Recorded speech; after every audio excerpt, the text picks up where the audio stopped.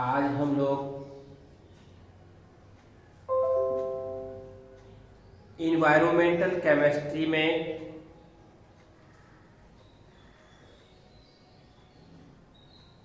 जैव रासायनिक चक्र, बायोजियोकेमिकल साइकिल या भू जैव रासायनिक चक्र की प्रक्रिया को जानने का प्रयास करें। मतलब आप जानते हैं कि इस धरती पर पाए जाने वाले सभी जीवों का शरीर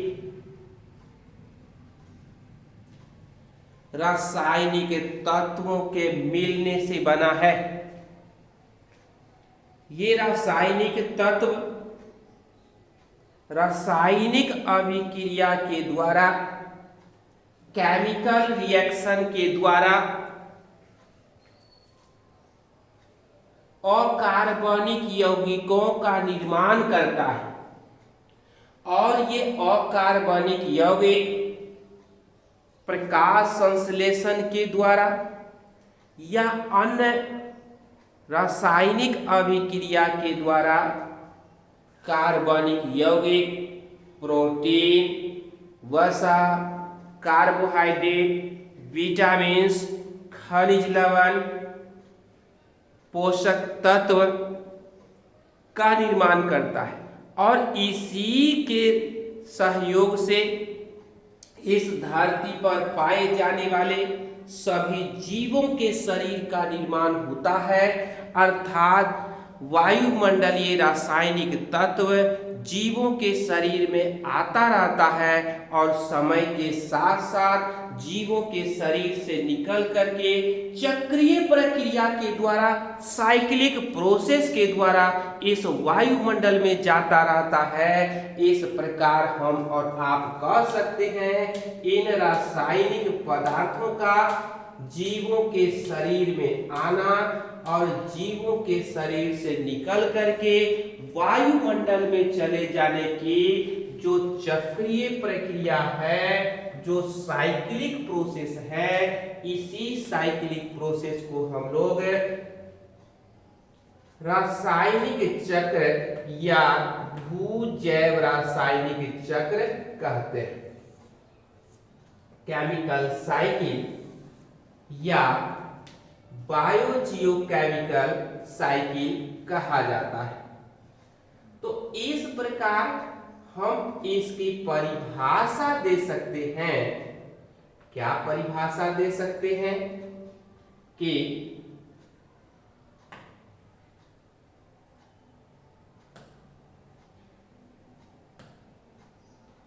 परिभाषा दी जा सकती है रासायनिक चक्र का इस प्रकार से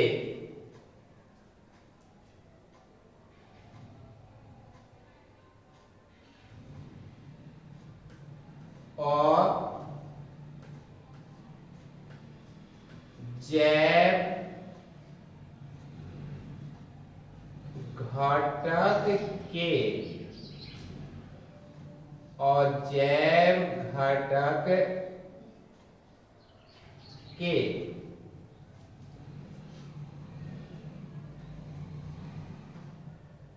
रासायनिक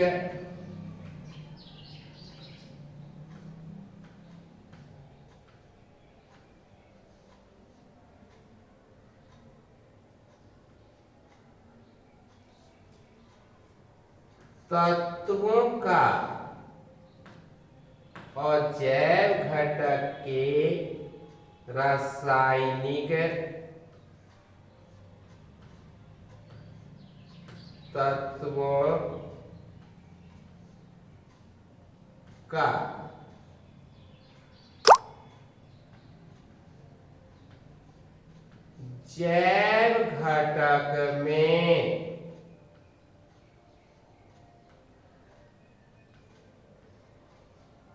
जैव घटक में आने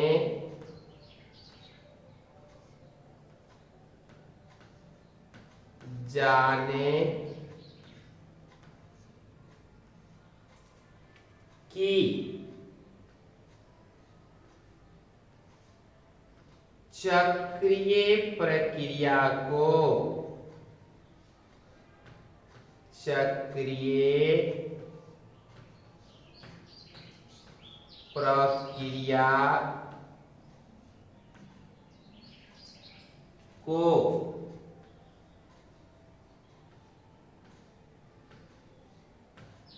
रासायनिक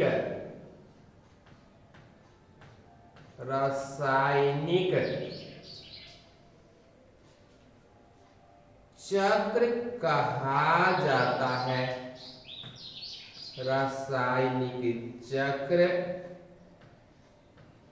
कहा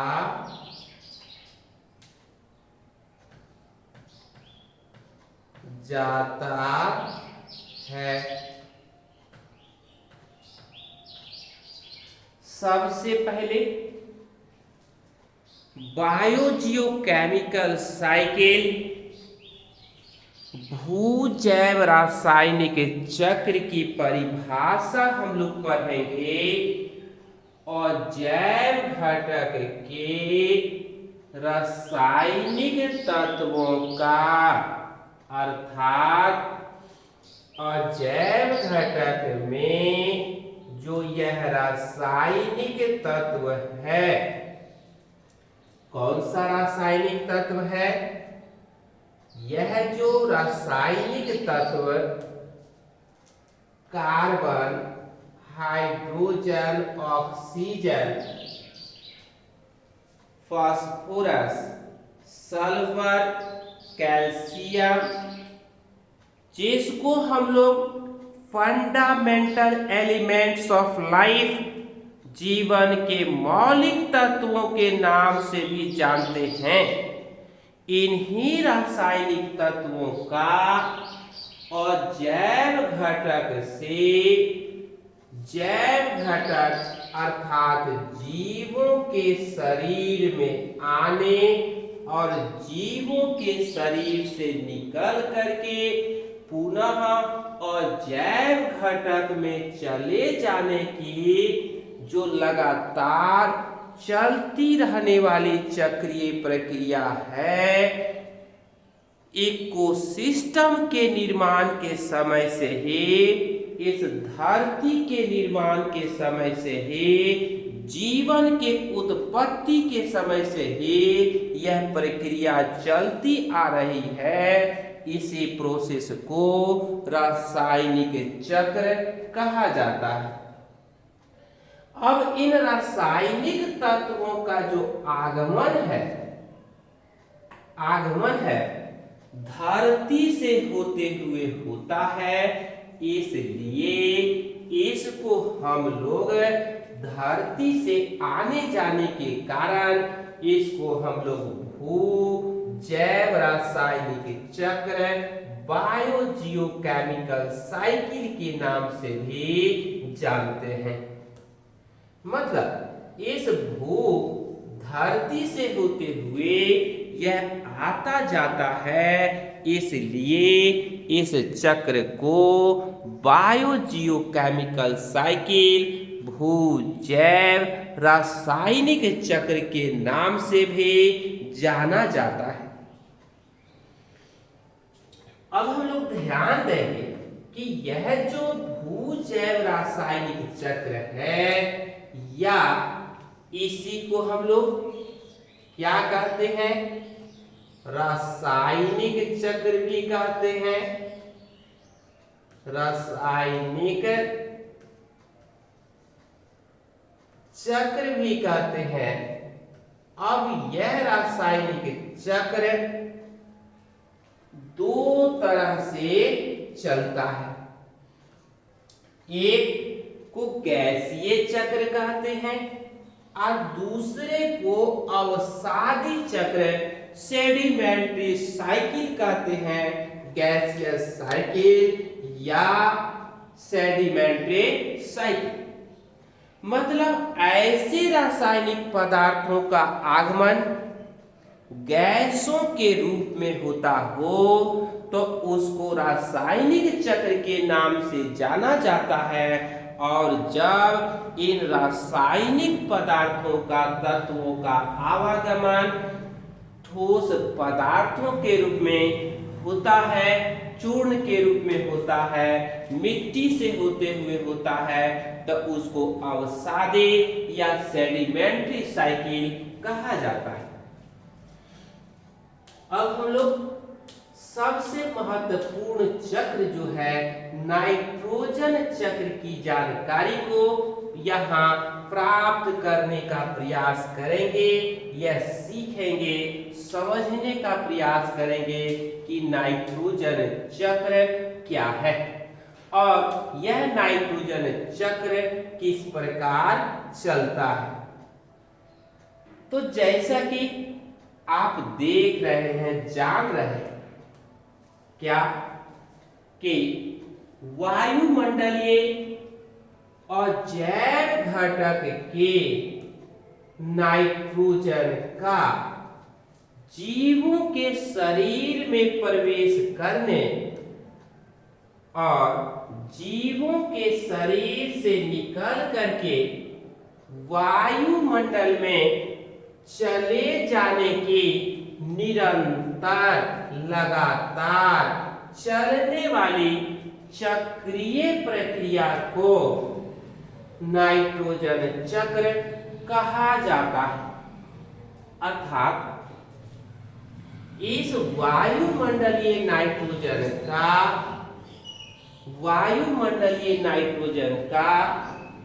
और जैव घटक से एबायोटिक कंपोनेंट से वातावरण से वायुमंडल से इस धरती के जीवों में प्रवेश करने की प्रक्रिया और इस धरती के जीवों के शरीर से निकल करके बाहर चले जाने की जो प्रक्रिया है, इसी को हम लोग यहाँ नाइट्रोजन चक्र कहते हैं। अब इस चक्र के अध्ययन के लिए हम लोगों को यह जानना चाहिए कि यह जो नाइट्रोजन है, इस नाइट्रोजन का स्रोत क्या है। एक मुक्त अवस्था में यह फ्री नाइट्रोजन होगा। मुक्त अवस्था का मतलब फ्री नाइट्रोजन होगा और संयुक्त अवस्था का मतलब यह नाइट्रोजन कंपाउंड्स के रूप में, यौगिकों के रूप में पाया जाएगा। कौन चीज? नाइट्रोजन। अब ध्यान दें कि अगर नाइट्रोजन पाया जा रहा है मुक्त अवस्था में, तो यह नाइट्रोजन किस रूप में है? किस रूप में है? वायु में है। और वायु में सबसे पर्याप्त मात्रा में 78% नाइट्रोजन पाया जाता है, 21% ऑक्सीजन और 0.03% कार्बन डाइऑक्साइड पाया जाता है। मतलब वायु में नाइट्रोजन की जो मात्रा है वह 78% है।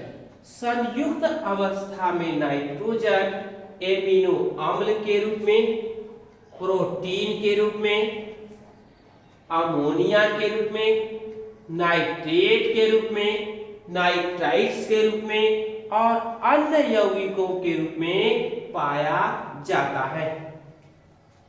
अब हम लोग इसके नाइट्रोजन चक्र की बात करते हैं तो हम लोग क्या देखते हैं कि यहाँ पर यह जो नाइट्रोजन है, यह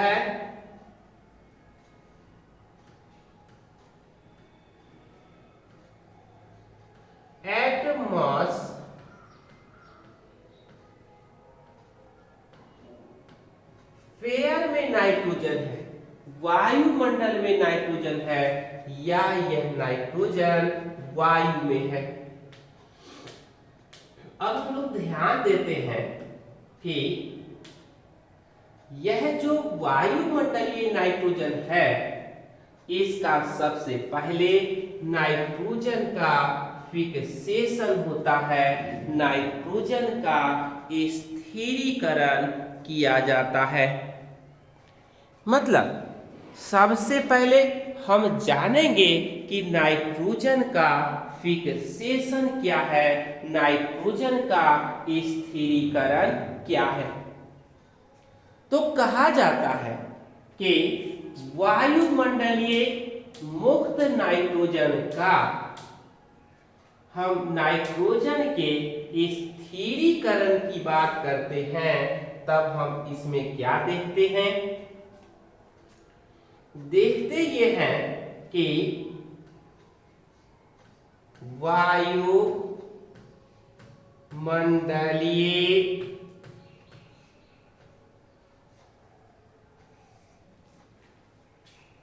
मुक्त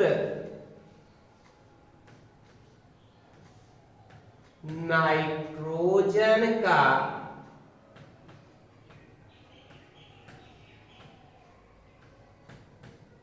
वायुमंडलीय मुक्त नाइट्रोजन का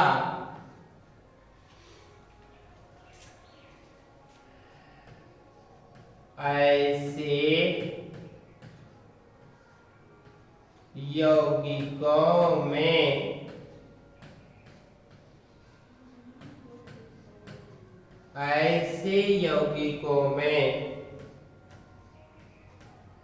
बदलना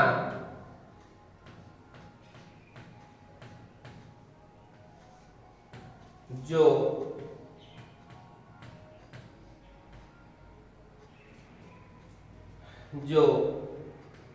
मिट्टी का अंश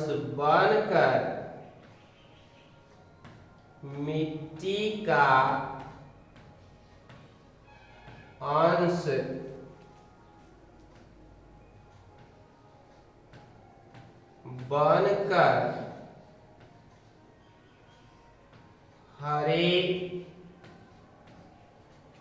पौधे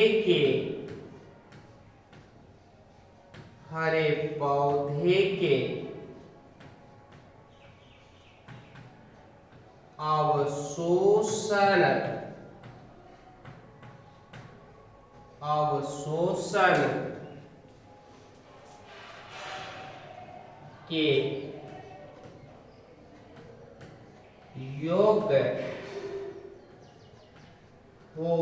के योग्य हो सके नाइट्रोजन का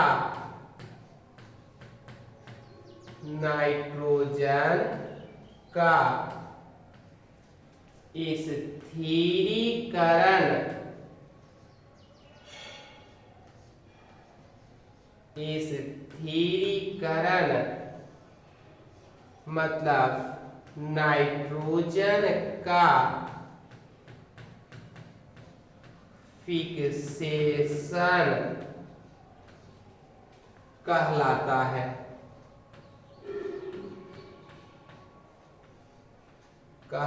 है।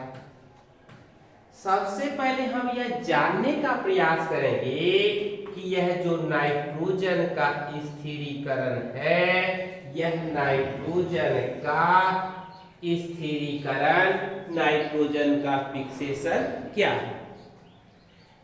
तो हम यहां जानने का प्रयास करें कि वायुमंडलीय नाइट्रोजन का ऐसे यौगिकों में बदलना जो मिट्टी का अंश बनकर हरे पौधे के अवशोषण के योग्य हो सके, उसे नाइट्रोजन का स्थिरीकरण, नाइट्रोजन का फिक्सेशन कहा जाता है।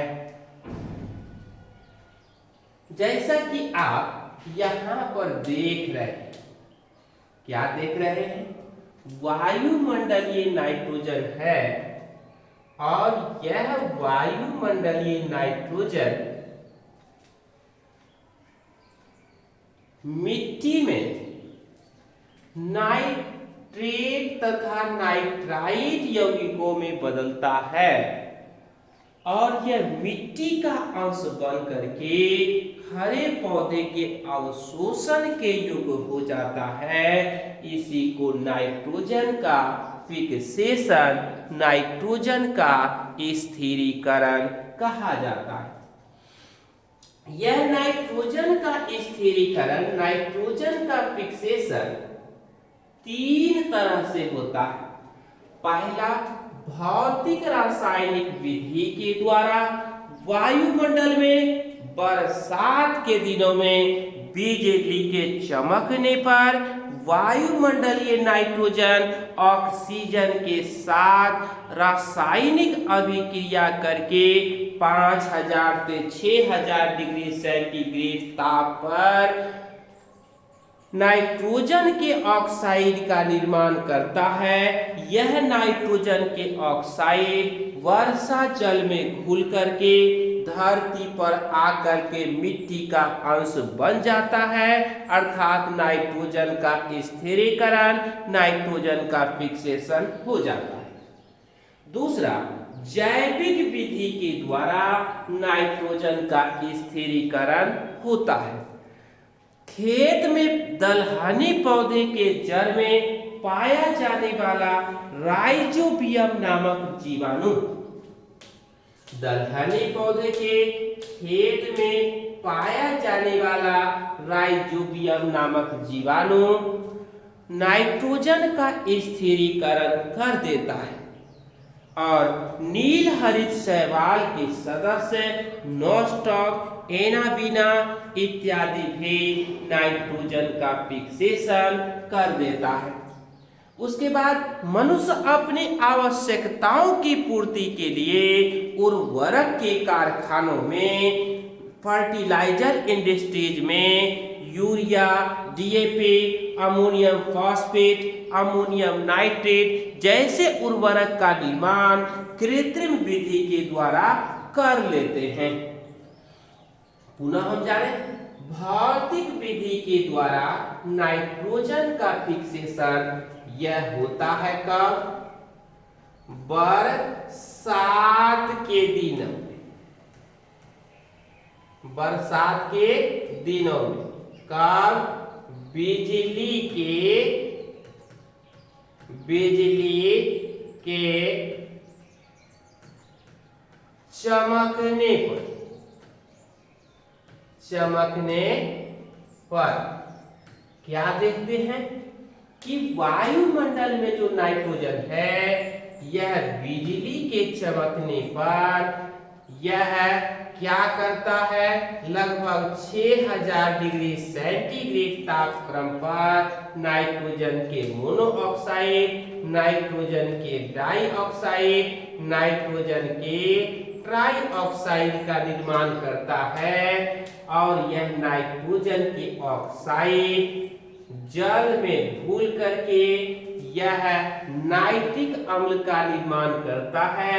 यह वर्षा जल के साथ मिट्टी में पहुंच करके यह नाइट्रेट यौगिकों के रूप में स्थिरीकृत हो जाता है। अब जैविक विधि के द्वारा स्थिरीकरण की बात हम लोग करते हैं। एक स्थिरीकरण किसकी बात करें? दलहनी पौधे की बात हम लोग करें, मतलब दाल वाला पौधा, दलहनी पौधे की बात करते हैं। दलहनी पौधे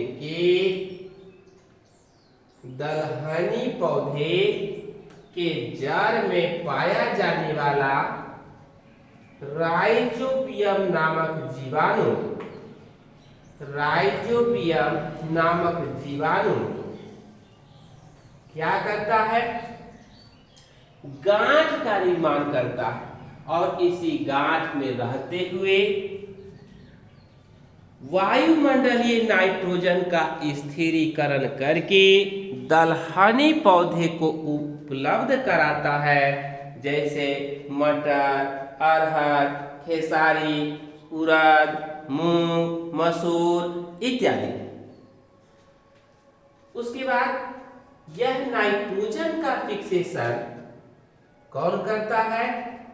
ब्लू ग्रीन एल्गी के सदस्यों में भी, मतलब जो ब्लू ग्रीन एल्गी का सदस्य है, मतलब नील हरित शैवाल का सदस्य है, इसके सदस्य नोस्टॉक, एना, बीना इत्यादि भी नाइट्रोजन का फिक्सेशन करता है। यह समुद्र में या तालाब, नदी, पोखरा, झील के पानी में पाया जाता है। मनुष्य कृत्रिम विधि के द्वारा अर्थात मनुष्य फर्टिलाइजर इंडस्ट्रीज में, उर्वरक के कारखानों में नाइट्रोजन का फिक्सेशन करके किसका निर्माण करता है? यह यूरिया का निर्माण करता है, DAP का निर्माण करता है, अमोनियम फॉस्फेट का निर्माण करता है इत्यादि। अब हम दूसरी बात की जानकारी प्राप्त करते हैं कि नाइट्रोजन के फिक्सेशन के बाद इस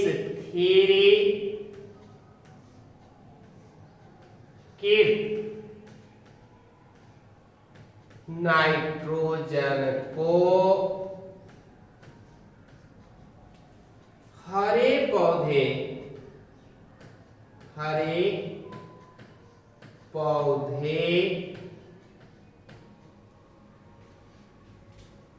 अवशोषित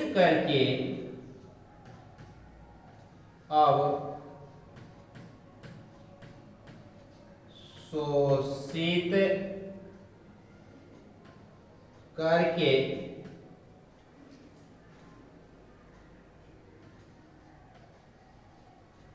एमिनो एसिड्स तथा प्रोटीन का निर्माण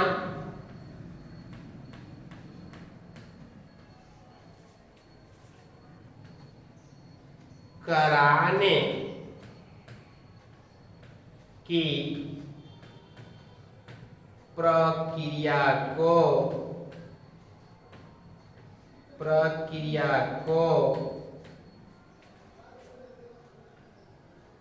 अमोनीकरण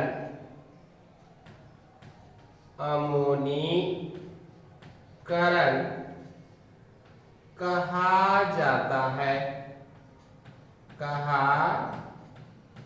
जाता है। मतलब जो नाइट्रोजन का फिक्सेशन किया गया था उसको हरे पौधे अवशोषित करके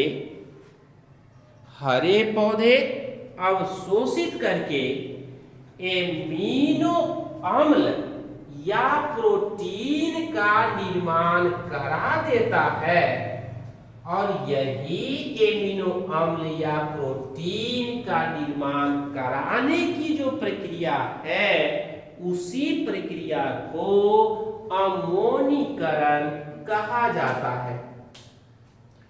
जैसा कि आप जानते हैं, यह एमिनो अम्ल की कुल संख्या 20 होती है और इस 20 में 10 एमिनो अम्ल आवश्यक होते हैं। मतलब ऐसे एमिनो अम्ल का निर्माण जीवों के शरीर के अंदर नहीं होता है।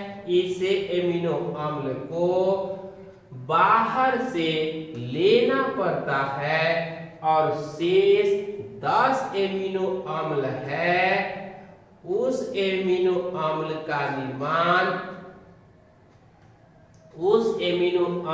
निर्माण जीवों के शरीर में स्वतः हो जाता है।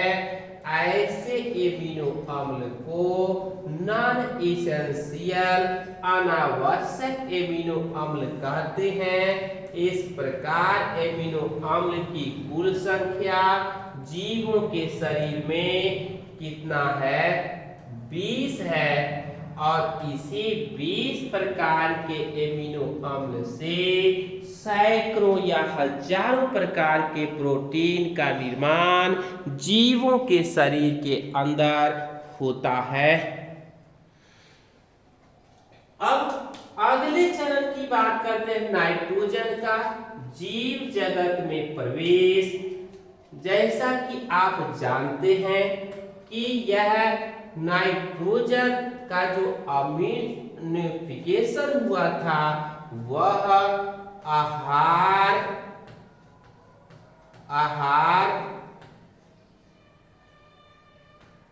श्रृंखला फूड चैन के द्वारा। मतलब अगर घास है तो इसको लार्वा खाता है, कीट का लार्वा। इस कीट के लार्वे को छोटी मछली खाती है।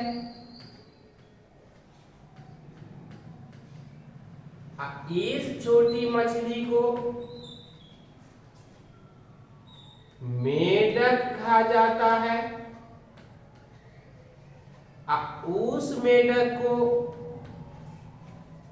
सांप खा जाता है। उस सांप को बड़ी पक्षी खा जाती है। तो इकोसिस्टम के विभिन्न पोषी स्तर, मतलब पोषी स्तर trophic level 1, trophic level 2, trophic level 3, trophic level 4, trophic level 5, trophic level 6 के बीच जो संबंध है एक चैन की तरह है। इसको आहार श्रृंखला कहते हैं और इस रूप में भी भोजन के साथ नाइट्रोजन उसके शरीर में चला जाता है, पहुंच जाता है। अब हम आहार जाल की बात करते हैं। आहार जाल की बात करते हैं। जो आहार जाल है, आहार जाल है, उसकी बात करते हैं। यह देखने में जाल के समान प्रतीत होता है। जैसे देखिए, समझिए हम लोग कि अगर यह घास है तो इस घास को कीट खाएगा, मछली खाएगा, खरगोश खाएगा,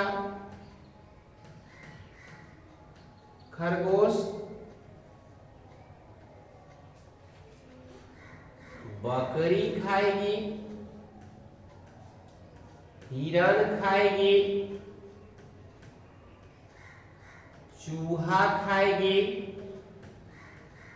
देखिए, और इसको खाने वाला बिल्ली है, बड़ी मछली है,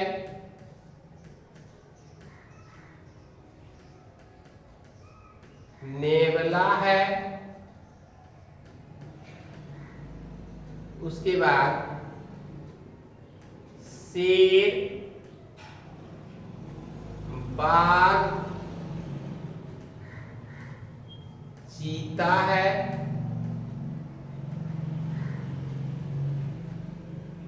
देखिए तो इसका मतलब कि यह जो घास है, घास को खाने वाला कीट, मछली, खरगोश, बकरी, हिरण, चूहा,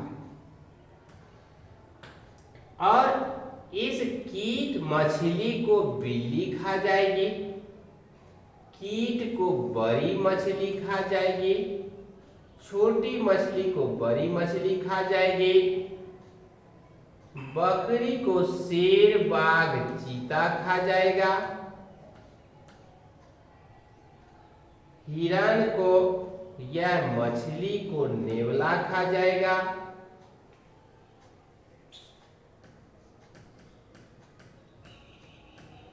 यह सांप मछली को सांप खा जाएगा, चूहा को खा जाएगा, सांप कीट को खा जाएगा, और बड़ी मछली को, बाघ को, यह सब इसको खा जाएगा।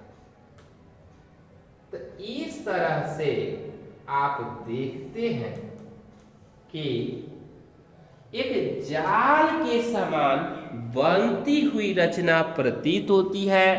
इस रास्ते से होते हुए भी भोजन इकोसिस्टम के पारितंत्र के सभी जीवों के शरीर में पहुंच जाता है। अब इस नाइट्रोजन का जीवों के शरीर से निकल करके वायुमंडल में प्रवेश करने की जो प्रक्रिया है उस पर हम विचार करते हैं। जैसा कि आप देख और समझ रहे हैं कि हरे पौधे मतलब यह पौधे की पत्तियां इस पौधे की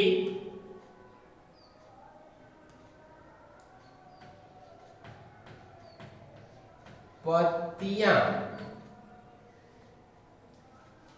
फूल, फल, शाखाएं,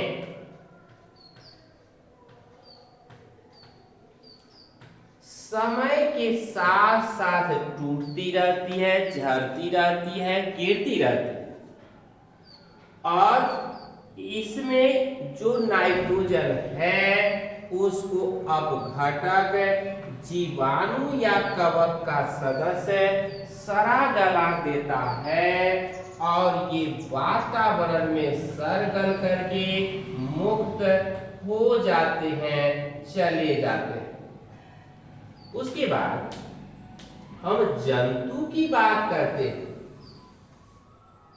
इन जंतुओं की बात करते हैं तो इसमें क्या देखते हैं कि इस जंतु का मलमूत्र, खूर, सींग, पंख, रोम इत्यादि समय के साथ बाहर निकलता है, टूटता फूटता रहता है, मलमूत्र त्यागता, और उसमें जो नाइट्रोजन है उसके सर निकलने के उपरांत वायुमंडल में चला जाता है। उसके बाद हम लोग यह भी देखते हैं कि किसी न किसी समय पौधे तथा जंतुओं की मृत्यु होती है, मतलब सभी को एक न एक दिन मरना है। मरने के उपरांत इसके शरीर में जो नाइट्रोजन उपलब्ध है उसको अपघटक, डीकंपोजर सड़ा गला करके वायुमंडल में मुक्त कर देता है।